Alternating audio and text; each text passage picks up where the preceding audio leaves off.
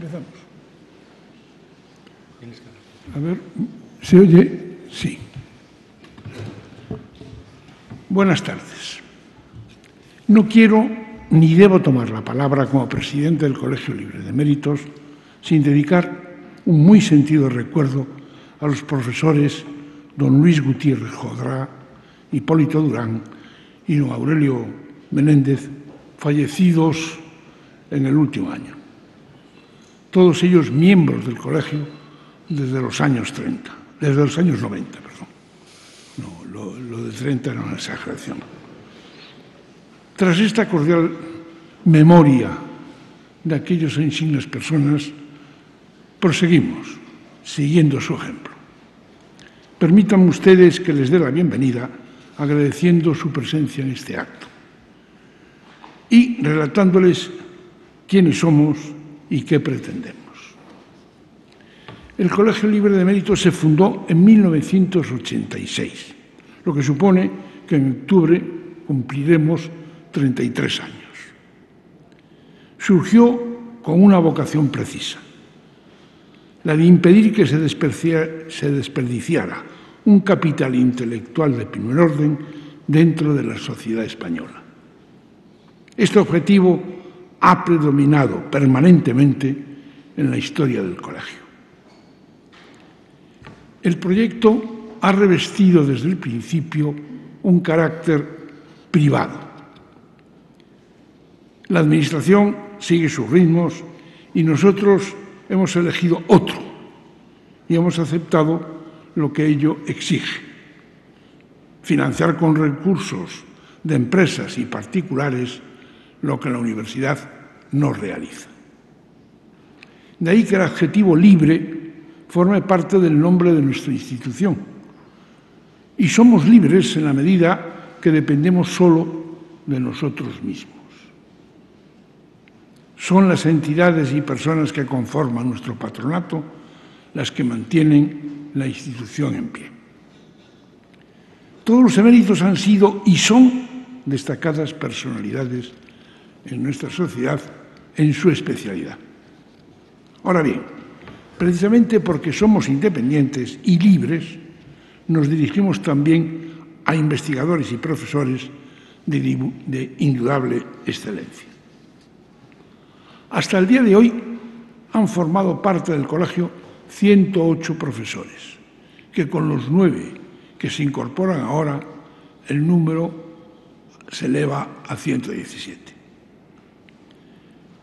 No es el momento de hacer una relación de sus nombres, pero tengan la seguridad de que todos han sido y son notabilísimos. Solo les daré un dato. Tras la ampliación que celebramos esta tarde, alcanzaremos los 66 miembros activos. En el futuro seremos más, pero no tenemos prisa.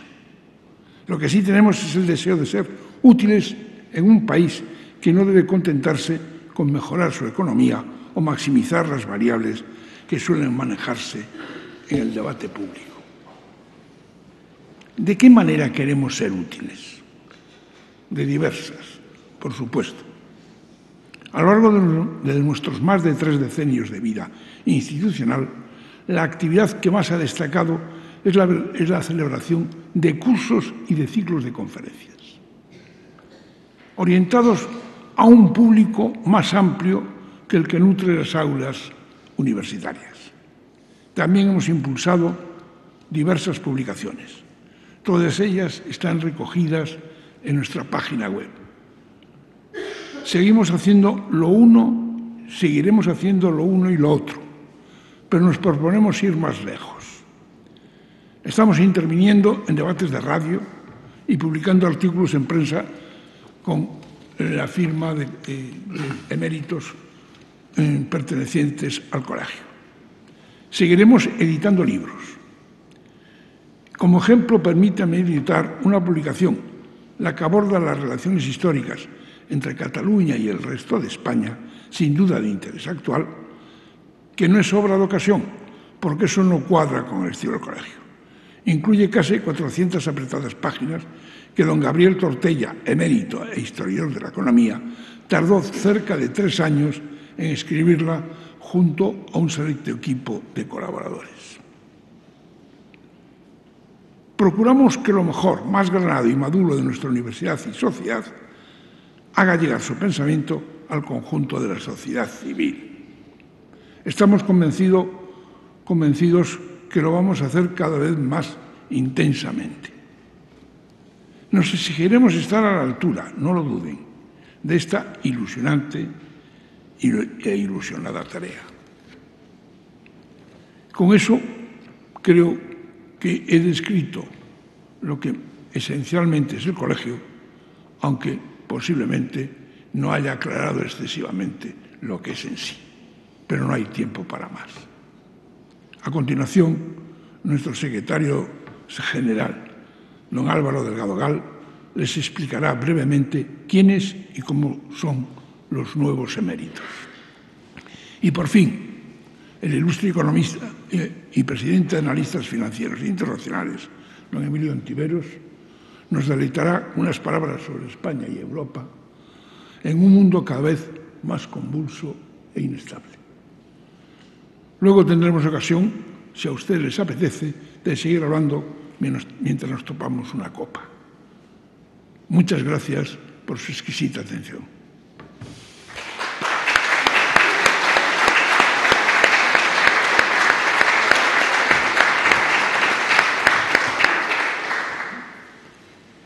Buenas tardes. Paso a enumerarles, tras las palabras del presidente, los nombres de los nuevos eméritos. Como bien ha dicho el presidente, nos guiamos por un criterio inflexible, la excelencia. Eso es lo que nos orienta, sin atender a casi ninguna otra consideración. Personas muy distintas por su forma de pensar o su temperamento tenderán a estar en armonía en lo que toca a su concepto del saber, si han acreditado una devoción común a la ciencia a lo largo de sus carreras. Pedir más sería impertinente y, además, innecesario. Bien, procedo por orden alfabético. María Blasco. María Blasco es jefa del grupo de telómeros y telomerasa en el Centro Nacional de Investigaciones Oncológicas, centro que pasó a dirigir en el 2011. Se doctoró en el Centro de Biología Molecular Severo Ochoa bajo la supervisión de Margarita de Salas, miembro de nuestro colegio desde hace años.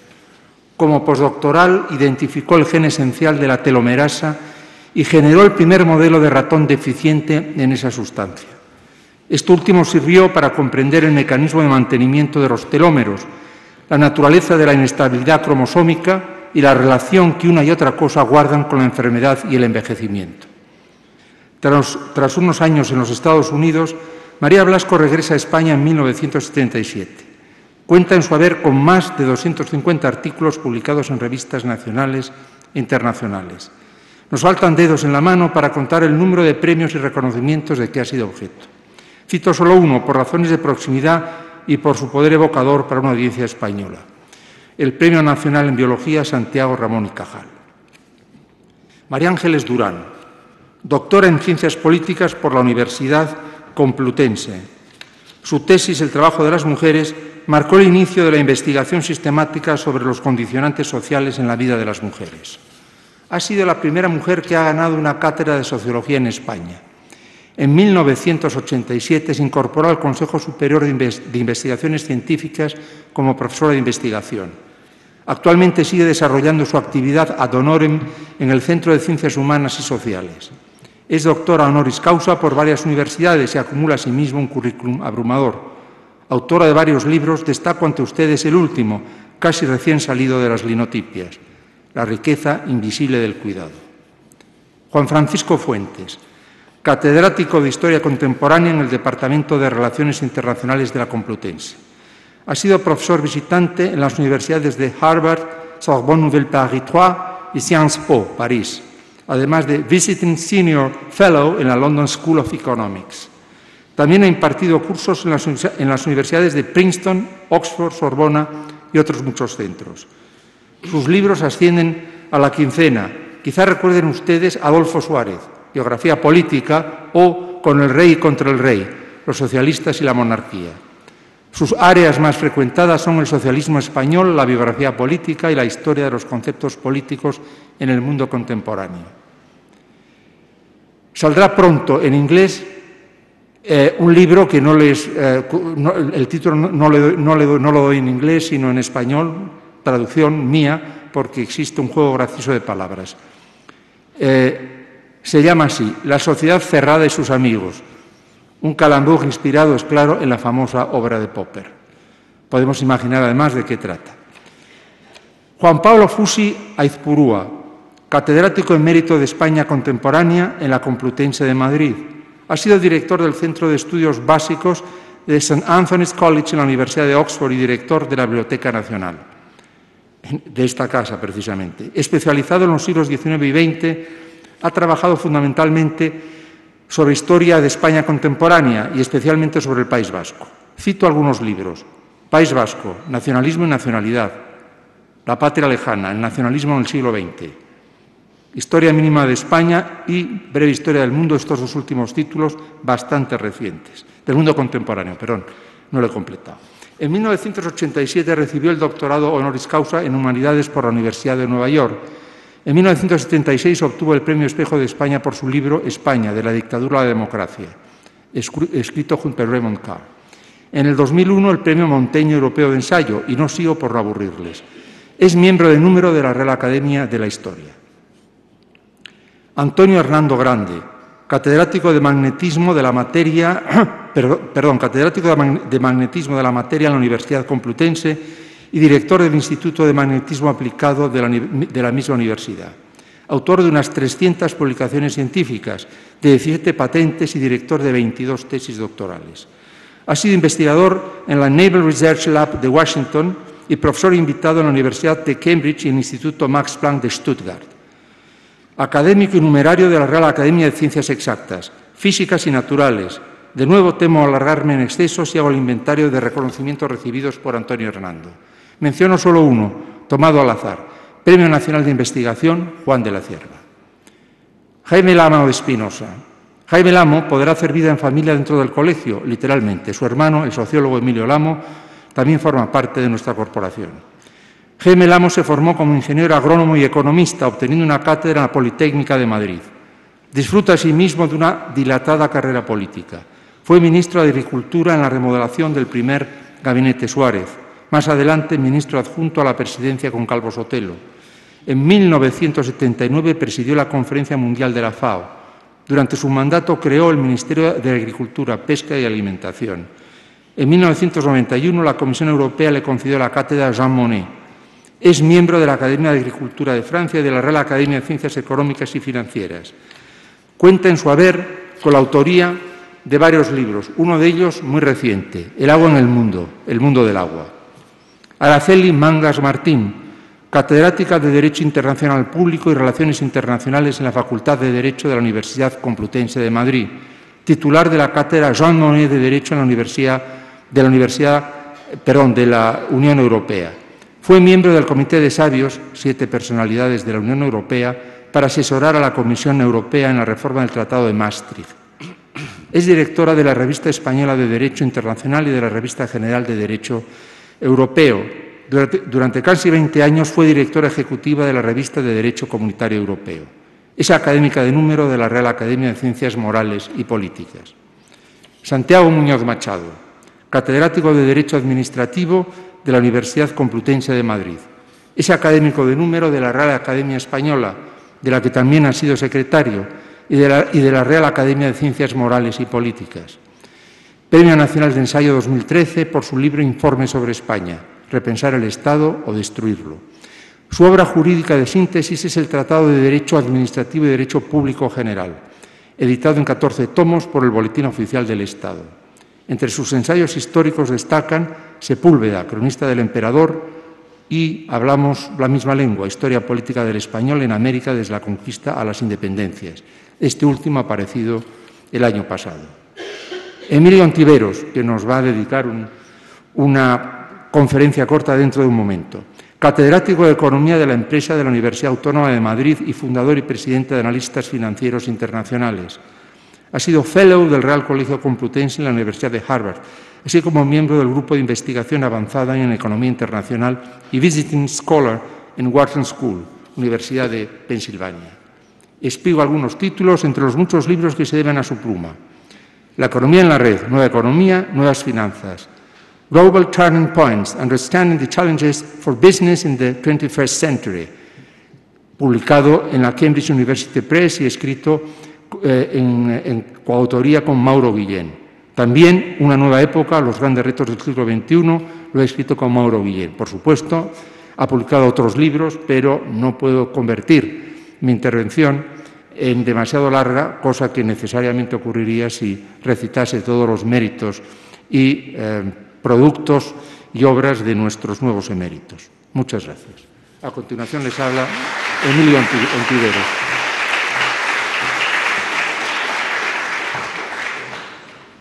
Buenas tardes, presidente, secretario general del Patronato, compañeros eméritos. Comprenderán todos que lo primero que quiero hacer sea dar las gracias, expresar mi agradecimiento al Patronato y muy particularmente a su secretario general, a mi buen amigo Álvaro, por proponerme incorporación. Es un verdadero honor. Y también he de agradecer la oportunidad de pronunciar estas palabras. No sé si en nombre del resto de los eméritos, pero desde luego sustrayendo parte de su protagonismo. Créanme, ustedes, la audiencia bien cualificada, que ya incurren en un primer coste de oportunidad al tener que soportar que sea yo el que se dirija a ustedes y no cualquiera de ellas o de ellos, con mucha más autoridad y con consideraciones, seguro, mucho más sugerentes. De lo único que yo puedo atreverme a hablar es de economía, y lo haré además de forma breve. Es mi intención subrayar, cuando Álvaro me propuso que hablara, yo le comenté la posibilidad de destacar algo que no deja de ser obvio, pero en cierta medida paradójico, y es el grado de dependencia que la economía española tiene del entorno internacional. O dicho de otra forma, cómo las amenazas provenientes de nuestro entorno exterior pueden ser mucho más vinculantes en el futuro de la economía que las propias circunstancias internas. No en vano, todo el mundo sabe que la economía española es una economía muy abierta, es una economía de las más abiertas de Europa y con un grado de integración, tanto económica como financiera e internacional, también muy intensa. Cualquiera de los indicadores al uso podrían dar cuenta de ello, tanto el volumen de exportaciones e importaciones, los flujos de inversiones extranjeras en nuestro país o aquellos otros provenientes de empresas españolas en el exterior ponen de manifiesto que, para bien y para mal, la economía española es una economía altamente integrada en la escena internacional. Para bien, no hace falta tener mucha memoria para subrayar que la pertenencia de nuestro país a las instituciones europeas ha resultado una bendición. Una bendición en términos estadísticos. La apertura, el compromiso de nuestros agentes económicos con las reglas de las instituciones europeas ha deparado aumentos sostenidos en la renta por habitante, que es el indicador que los economistas manejamos a la hora de verificar si efectivamente las cosas van bien. España ha sido, su economía, de las pocas que también ha experimentado una convergencia real, es decir, una aproximación en su renta per cápita al promedio de Europa, tras la incorporación a la hoy controvertida Unión Monetaria. A partir de 1999, nuestra economía aprovecha las condiciones de esa homologación formal que supone compartir moneda, Banco Central, reglas con lo más granado de la economía europea. Es verdad que no hay otras muchas economías dentro de la Unión Monetaria que hayan podido experimentar una convergencia real de ese tenor. Y eso nos podría ayudar a entender parte de la insatisfacción, de la desafección que hoy buena parte de los ciudadanos europeos, de los pertenecientes a la Unión Monetaria, sienten en relación con este proyecto. Pero esa misma integración beneficiosa en 1966, muy beneficiosa en 1999 y años posteriores, también mostró la otra cara en 2007, cuando efectivamente la crisis financiera originaria de los Estados Unidos contagió a la economía española. Propicia economía española porque las condiciones que definíamos eran de alguna forma similares a aquella economía. Una de las recesiones más profundas, más dañinas de nuestra economía moderna se experimentó en ese periodo entre el verano de 2007 y 2013. El desempleo se fue absolutamente arriba y en pleno 2012 nuestro país era uno de los potenciales causantes de la fragmentación de la eurozona. Recuerden aquel verano, aquel julio del 2012, en el que España vivía sumida en esa suerte de círculo vicioso, de bucle diabólico, constituido por una recesión, una caída en el crecimiento del PIB, un aumento del desempleo, una crisis de la deuda pública, es decir, una desinversión continua por parte de los inversores nacionales e internacionales de los títulos del Tesoro del Reino de España y, finalmente, pero no menos importante, una crisis bancaria sin precedentes. Y el 23 de julio del 2012, tarde, pero bienvenido, el Banco Central Europeo pronuncia su presidente aquellas palabras de «haré todo lo que esté en mi mano para evitar que los mercados financieros coticen la fragmentación o la exclusión de un país de la eurozona». Inmediatamente, las autoridades españolas hicieron bien en atender la sugerencia de las autoridades europeas y solicitar ayuda financiera para recapitalizar el sistema bancario. Una línea de crédito de 100.000 millones de euros, de los que dispusimos 41.000 millones para recapitalizar una banca que empezaba, de alguna forma, a cotizar escenarios ciertamente adversos. Pocos meses después, el propio Banco Central Europeo decide algo que sus colegas, la Reserva Federal de los Estados Unidos, el Banco de Inglaterra y el Banco de Japón habían hecho años antes, y es intervenir en los mercados, torcerles el brazo a los mercados financieros y empezar a comprar deuda pública en cantidades masivas. El tipo de interés de la deuda pública, que el 23 de julio del 2012 cotizaba más de 7 puntos porcentuales por encima del alemán, la dichosa prima de riesgo, hacía que el Reino de España en los mercados financieros tuviera un peor tratamiento que muchas economías en desarrollo. Los tipos de interés empezaron a bajar de forma sistemática, haciendo oídos sordos al comportamiento de algunos inversores internacionales. Yo en ocasiones les pregunto a mis alumnos que hagan un ejercicio de imaginación ¿Qué hubiera ocurrido si esa crisis proveniente del otro lado del Atlántico hubiera sorprendido a España fuera del paraguas, fuera de esa red de seguridad que constituye la Unión Monetaria? La trascendencia hubiera sido gravísima, porque recuerden que el 31 de diciembre de 2007 España tenía un nivel de endeudamiento elevadísimo, de endeudamiento privado.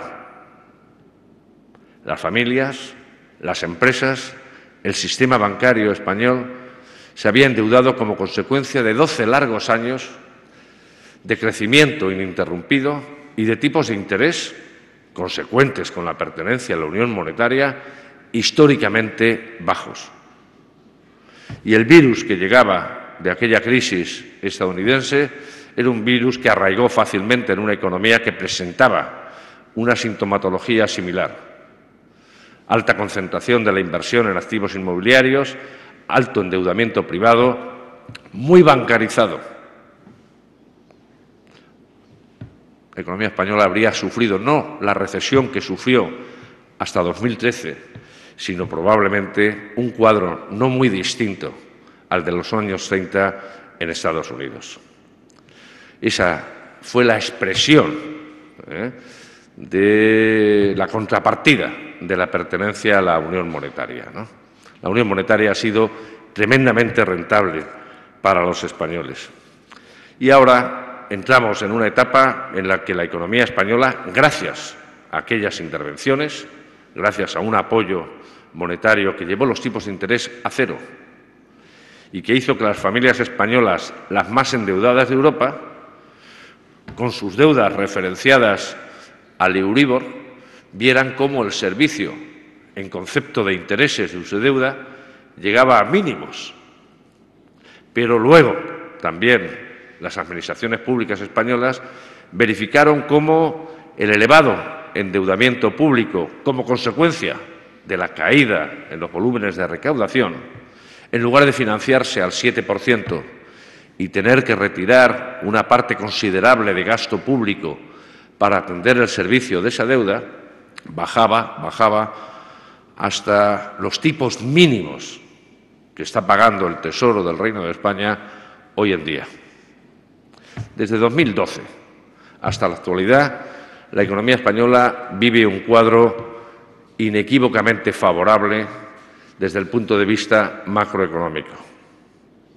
Está creciendo en torno al 3%, 4 años seguidos, y están contribuyendo a ese crecimiento todos los factores que determinan el PIB de una economía. La demanda nacional, en menor medida, y, desde luego, la demanda exterior.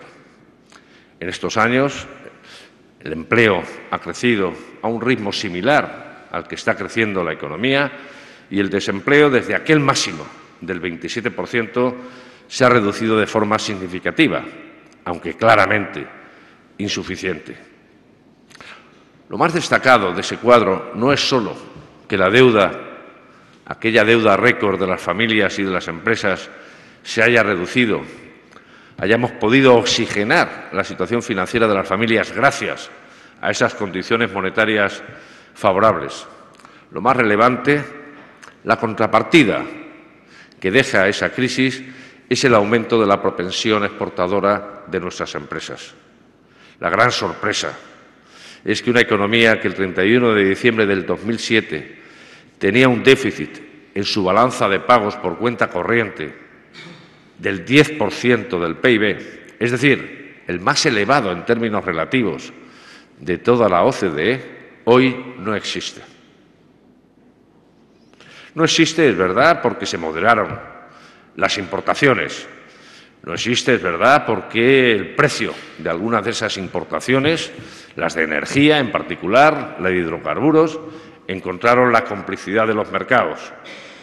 Y todavía, el 1 de enero del 2006, veíamos un precio del barril de Brent en $30, que supuso una inyección, un oxígeno, un ahorro de transferencias de la economía española. Pero lo más destacable de ese comportamiento excepcional del sector exterior es la evolución de las exportaciones. Es verificar cómo un número creciente de empresas, dentro de ese censo de 3.140.000 empresas que hay en nuestro país, hacían de la necesidad virtud y ante la sequía, ante la depresión de la demanda doméstica, se dispusieron a abrir mercados internacionales. Ha aumentado la propensión exportadora porque ha aumentado el número de empresas que de forma regular exportan, ha aumentado la propensión exportadora porque se han diversificado los destinos geográficos a los que exportan nuestras empresas y ha aumentado también porque se ha diversificado lo que vendemos fuera. La gran lección de la crisis es la reconciliación con esa especie empresarial que son medianas empresas, en mayor medida que grandes empresas, que no solamente contribuyeron a la recuperación, sino que hoy en día, con 4 años seguidos de recuperación de la demanda doméstica, siguen exportando. Los menos jóvenes entenderán la importancia de esto, porque en el patrón histórico de los procesos de recuperación de nuestra economía, siempre observábamos que cuando la recuperación llegaba a la demanda nacional, al consumo doméstico, esa exportación retrocedía. Se volvían más cómodos nuestros empresarios, pero en esta ocasión no. Hay evidencia suficiente, y en la sala está el profesor Miro, probablemente el mejor conocedor de la dinámica exportadora de nuestra economía, que nos permiten afirmar que ese aumento de la propensión exportadora está aquí para quedarse. Pero al mismo tiempo, lógicamente, define un punto de inquietud, porque si nuestras exportaciones significan ya más de 1/3 parte de la determinación de nuestro PIB, del valor de lo que produce nuestro país en un año, la continuidad de ese dinamismo exportador depende hoy, más que nunca, de lo que ocurra fuera. Y lo que ocurre fuera no es cómodo de analizar, no es precisamente favorable. Dentro de esos factores externos, yo dividiría básicamente en 2 grupos. Aquellos que trascienden las fronteras de Europa, de la Unión Europea, y aquellos otros factores intraeuropeos. En el entorno internacional tenemos tensiones geopolíticas que, entre otros factores, están condicionando el precio de la principal materia prima, o por lo menos de la más sensible en la evolución de su precio, que son los hidrocarburos. Y aquellos $30 de comienzos del 2006, hoy son casi 80. Podríamos discutir si están aquí esos $80 barril para quedarse o no, pero lo que sí es verdad es que ya nos están costando transferencias al exterior en magnitudes significativas, más allá de un impacto, por el momento no inquietante, sobre la tasa de variación de los precios, sobre la tasa de inflación, que puede estar ya actuando, erosionando la capacidad adquisitiva de las rentas, en particular de las más débiles, de las rentas de los salarios, ¿no? El segundo factor en ese entorno internacional no intraeuropeo inquietante es las señales ya suficientemente explícitas de guerra comercial. Ninguno de los que estamos en la sala sabemos lo que es una guerra comercial.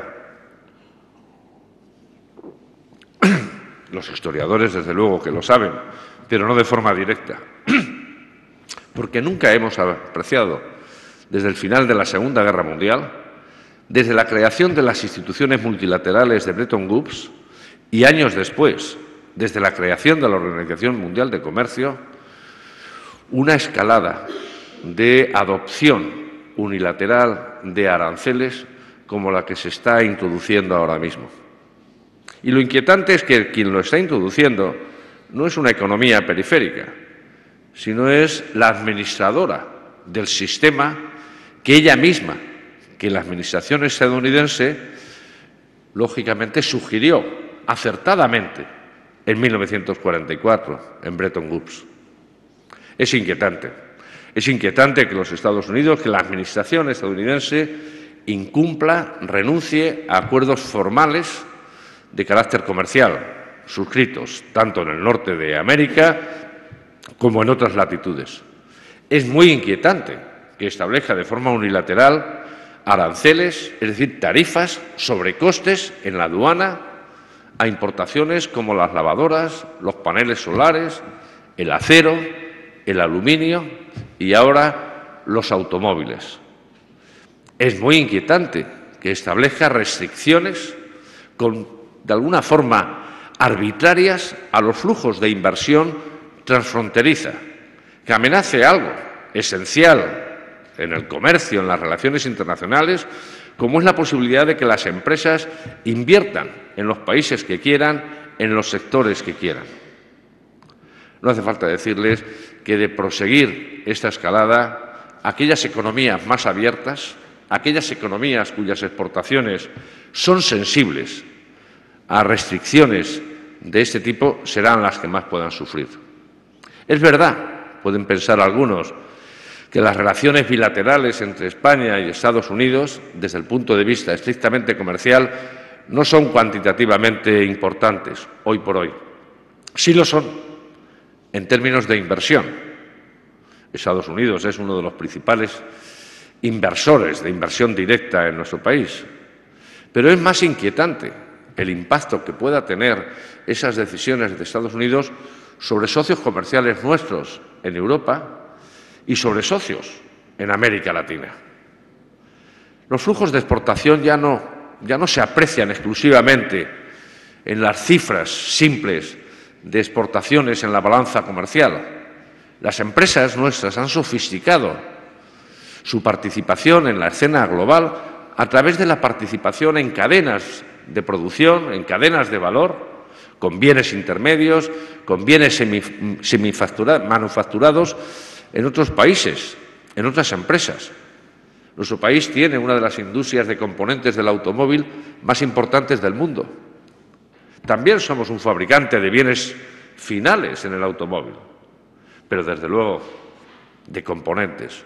Y nuestros componentes se incorporan en México o en Turquía o en Kentucky a bienes finales, automóviles, que pueden ser objeto de esos gravámenes.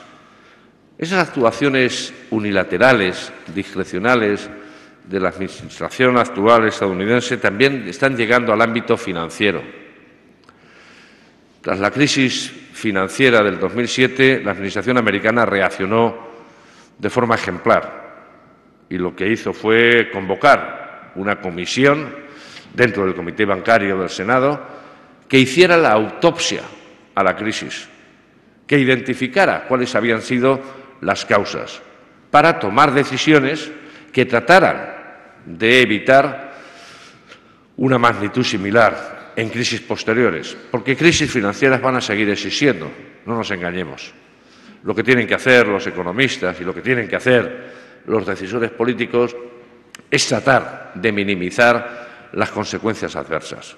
Y se establecieron una serie de regulaciones financieras. Se apeló al buen criterio del expresidente de la Reserva Federal, Paul Volcker, y se definieron cortafuegos para evitar que cualquier otro percance, como los que vimos en el verano del 2007, tuviera la magnitud que tuvo aquella crisis financiera. Y ahora esta Administración está desmantelando aquellas regulaciones. Esto es preocupante. En primer lugar, porque, como en el Código de la Circulación, si relajamos en exceso determinadas normas, las probabilidades de accidentes son mayores. Esto es un hecho claro. Pero, en segundo lugar, porque al desregular de forma unilateral el sistema financiero estadounidense, lo que hace es definir una desventaja competitiva de nuestros bancos, de nuestros operadores financieros en Europa. Y eso es malo también para la economía. El segundo grupo de factores tienen que ver más con la situación claramente europea. Europa es muy importante para la economía española, como hemos tratado de comentar. La eurozona, en particular, es una suerte de comunidad de vecinos donde compartimos lo esencial. Compartíamos hasta el 2012 moneda, Banco Central, algunas reglas, pero ahora estamos compartiendo también unión bancaria.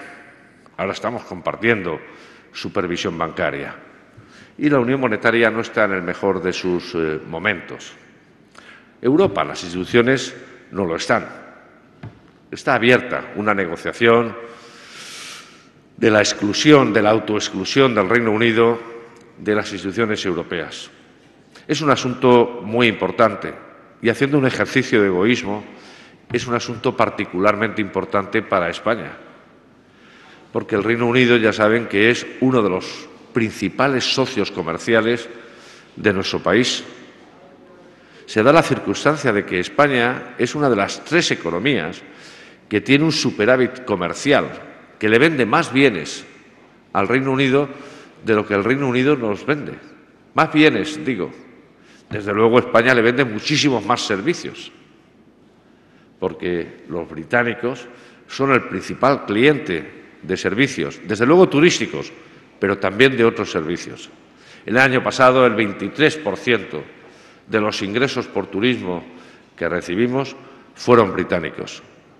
Los británicos son los principales compradores de activos inmobiliarios, de viviendas en nuestro país, después de los propios españoles. En el Reino Unido se concentra la mayor parte del stock de inversión directa de empresas españolas en el exterior. Revisen el IBEX 35 y díganme luego si identifican alguna gran empresa que no tenga una parte sustancial de su actividad en el Reino Unido. Nos interesa mucho que ese divorcio no sea un divorcio demasiado agresivo. Nos interesa mucho que el desenlace final sea lo más cercano a la conformación de una zona de libre comercio, porque tenemos un foco de riesgo en esa economía. El segundo elemento que yo creo que es susceptible de generar inquietud en el seno de Europa es el debilitamiento, como decía, de la cohesión que existe en el seno de la clase política europea, el debilitamiento también del apoyo de algunos ciudadanos, no precisamente españoles, al proyecto de perfeccionamiento de la dinámica de integración europea, de la Unión Monetaria. No es el único, pero probablemente el principal exponente, convendrán conmigo, es el hecho de que en Italia, la tercera economía más importante de Europa, haya llegado a gobernar una coalición de 2 partidos políticos que en el preámbulo de su programa llevan la autoexclusión del euro y, en el mejor de los casos, en las enmiendas recientemente introducidas, el distanciamiento del cumplimiento de las reglas que exige la eurozona. Más allá de problemas sobrevenidos como la crisis migratoria, el problema de la crisis de la eurozona tiene mucho que ver con nuestro país, porque las probabilidades de que nuestro país incurra en una situación similar a la de 2007 tiene mucho que ver con el reforzamiento de la arquitectura de la Unión Monetaria.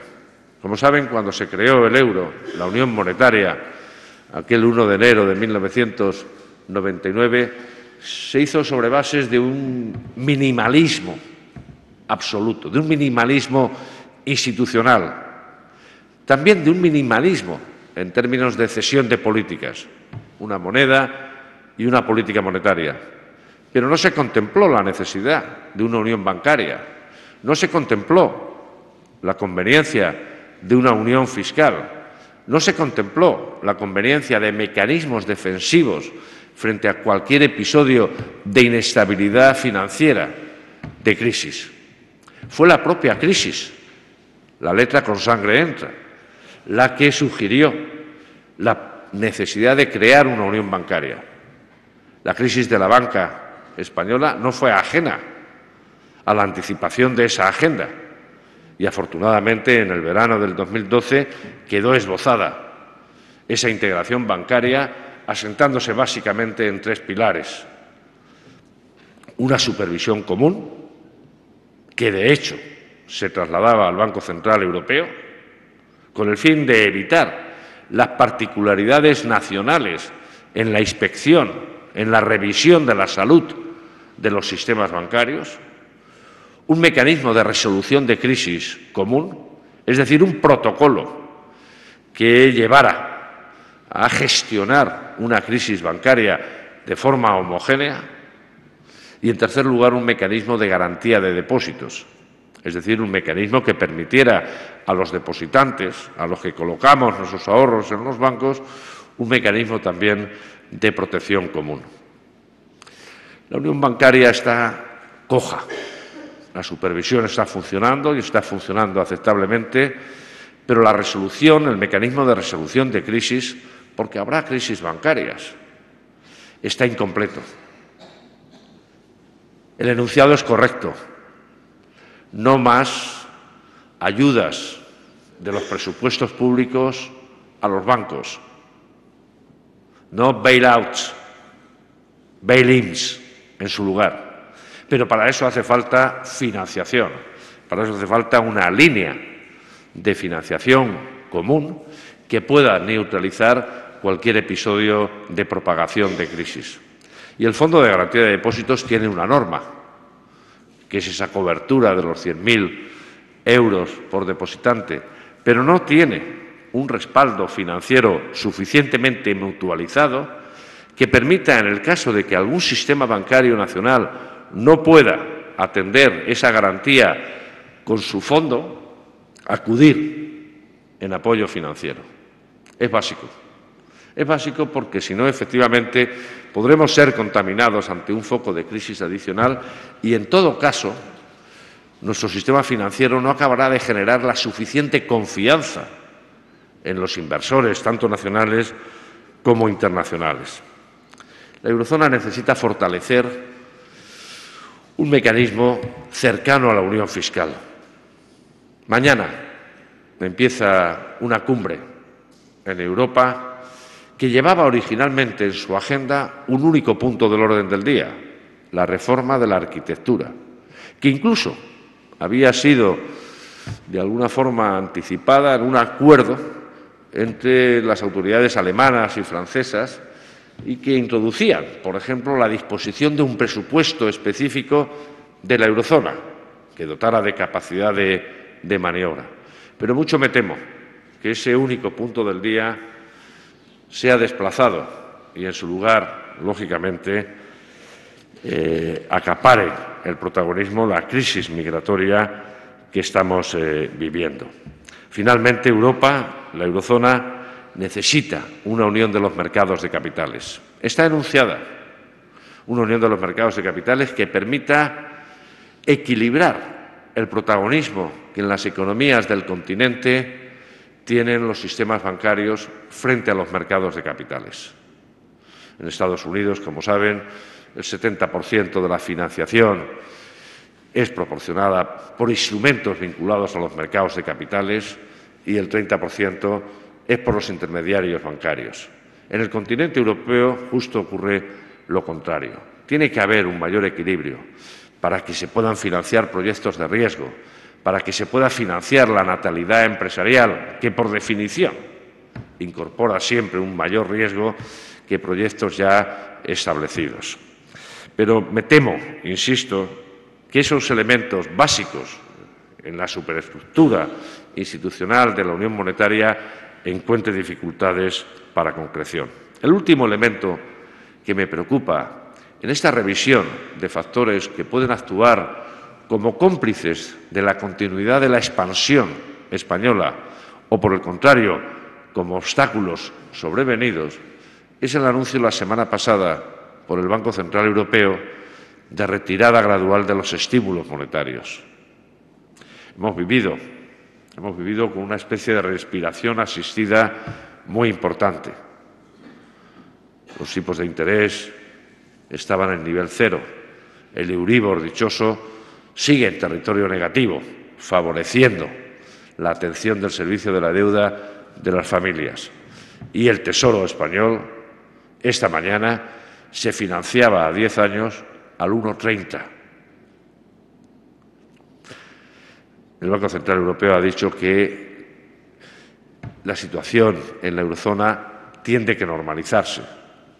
Y normalizar quiere decir, uno, retirar esos estímulos, en primer lugar, retirar las compras de deuda pública. A partir de septiembre va a reducir de forma significativa y probablemente a finales de año ya no comprará deuda pública. Y también ha anunciado que a partir del año que viene, por estas fechas, si quieren, por septiembre, los tipos de interés, si la inflación en la eurozona es normal, empezarán a subir. Es un horizonte que va a aumentar el servicio de la deuda de las familias, de algunas empresas, sobre todo las endeudadas con los sistemas bancarios, y, desde luego, de nuestras administraciones públicas, ¿no? Puede no ser, ni mucho menos, un obstáculo absolutamente determinante para el crecimiento. La economía española puede seguir creciendo, pero efectivamente no tan intensamente.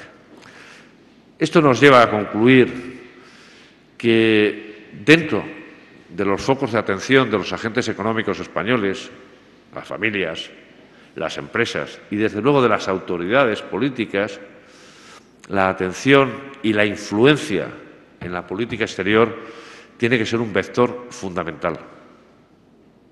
No vale creer que el futuro de la economía española depende exclusivamente de lo que ocurra adentro. No vale desatender la diplomacia económica, la acción en ámbitos como la plataforma de negociación del Brexit o como la reforma de la arquitectura institucional de la eurozona, porque nos va el bienestar directamente. No es una cuestión de prestigio, de reputación política, es una cuestión de renta por habitante. Eso no quiere decir que haya que desatender elementos internos. Claro que hay que prestar. Pero fíjense, la economía española, sus agentes, las familias, pero sobre todo los empresarios, han demostrado que pueden navegar, crecer, cumplir los contratos, reordenar sus actividades, formular estrategias, incluso en entornos de perturbaciones políticas singulares, como las que ha vivido nuestro país en los últimos años. Hemos tenido durante varios meses un gobierno en funciones que se ha solapado con perturbaciones regionales absolutamente singulares, y la economía española ha seguido creciendo a ritmos del 3 y pico % y las variables financieras de la economía española no han sido para nada expresivas de riesgo. ¿Quiere decir esto que nos debemos desentender de las prioridades domésticas? No. Claro que hay una agenda reformista que hay que seguir manteniendo. Hay que procurar que los mercados sean más eficientes, más transparentes, que posibiliten una mayor competencia. Claro que hay que posibilitar la regeneración empresarial, el aumento de la natalidad empresarial. Nuestro país todavía tiene 200.000 empresas menos de las que teníamos en 2007. Tenemos que procurar que lo mejor de nuestra sociedad, lo mejor de nuestros talentos, emprenda. Y para eso tenemos que adecuar las instituciones, tenemos que mejorar la calidad de las instituciones públicas y también privadas, ¿no? Claro que tenemos que procurar ese difícil equilibrio a partir de mañana, cuando los presupuestos pasan por el Congreso, pero desde luego a partir de después del verano, cuando haya que formular los presupuestos de 2019, hay que procurar ese equilibrio, como digo, entre crecimiento y satisfacción de las reglas en Europa, que no es fácil. Pero sobre todo, insisto ya para concluir, hay que hacer valer la autoridad de este país en Europa. España tiene más credenciales que ningún otro país, o por lo menos las mismas que el país con más credenciales en la Unión Monetaria. En nuestro país no hay el grado de desapego, de desafección, los ciudadanos, mantienen uno de los mayores grados de identificación con las instituciones europeas, a pesar de que, efectivamente, las pérdidas de renta por habitante que ha ocasionado la crisis han sido severas. En nuestro país no hay ninguna formación política que cuestione la pertenencia a la eurozona, pero revisen las principales economías de Europa, revisen lo que está ocurriendo ahora mismo en el seno de la coalición que gobierna en Alemania, revisen la dormida formación política en Francia que sigue defendiendo la exclusión de la zona euro. Vean lo que está ocurriendo, desde luego, en Italia, ¿no? Nuestras autoridades, nuestros empresarios también, pero sobre todo nuestras autoridades, han de hacer valer esas credenciales y participar de forma activa, no subsidiaria, en una reforma de la Unión Europea, pero en particular de la Unión Monetaria, que permita no solo la continuidad de la moneda única, sino la continuidad al servicio del conjunto de los ciudadanos. No soy pesimista, a pesar de que esta última parte ha podido transmitir alguna inquietud sobre ese entorno internacional, porque soy de los que piensa que efectivamente Europa se ha hecho a base de fracasos. Soy de los que piensa que efectivamente, como decía Jean Monnet, Europa es una sucesión de reformas, de elecciones en función de crisis sucesivas. Yo confío en que así sea. Creo que hay mimbres más que suficientes en nuestro país para poner en valor lo que se ha hecho en estas décadas de integración europea y, además, creo que esta institución puede contribuir a ese necesario debate que suponga la defensa del libre comercio, del multilateralismo y, en particular, de la integración de Europa. Muchas gracias.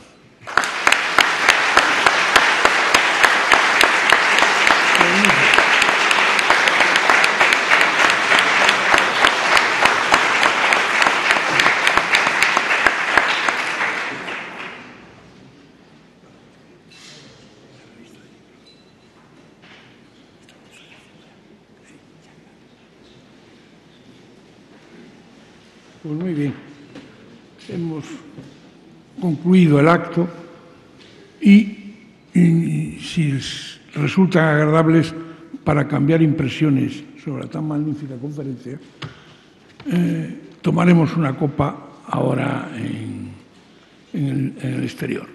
Muchas gracias a todos por haber venido esta tarde.